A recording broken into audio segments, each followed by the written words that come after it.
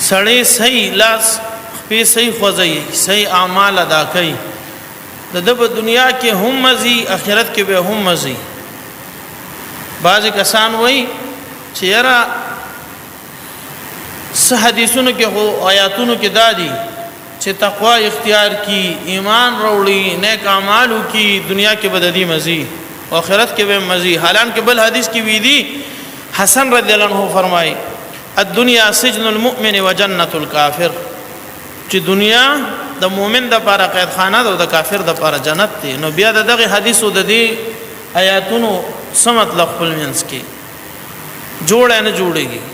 نو د دې جوړيږي خو چونکی د دینی علوم د کموالی د وجنه سړی ته په دې کې اشکال پیدا کی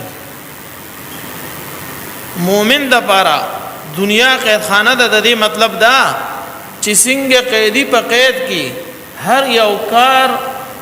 دبل مرزه ته ګوري کوي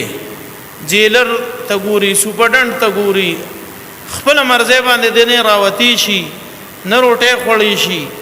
خپل مرزه باندې سن شي کولی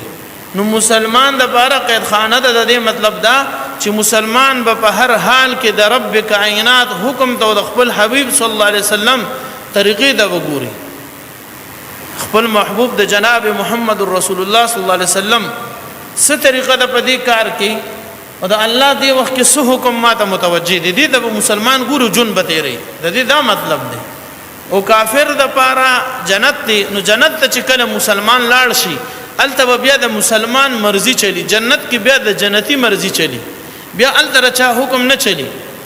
چې څنګه یو بل روایت نه مفهوم کیږي چې جنتی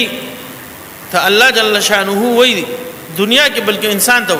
چې دلته بنده یو ستا مرزي ده یو زما مرزي ده خو دې دنیا کې ته هغه سو کې کوم چې زما مرزي ده نو بیا به د مرګ نه پس جنت کې به هغه صحیح چې ستا مرزي ده یعنی جنت کې به بیا په جنتی باندې د بل چا حکم نه چلی دی په خپل مرزي باندې چې سم کوي په خپل مرزي به کوي دی په خپل مرزي ته ازادي چې څه لغوړی قبه کیږي وقبه کوي نو حدیث کې دی چې د کافر د لپاره جنت ته دنیا د کافر د لپاره جنت ته مطلب دا چې کافر دلته بے لګام دی دلته کافر د لپاره داسې خبره نشته چې کې دی وګوري چې د نبی له سلام څه طریقه ده او د الله جل شانه څه حکم دی خپل منشا باندې دلته کافر جون تیری دا مطلب دی ورنه کو نظر واچوي څومره چې نیک اعمال والا خلق دي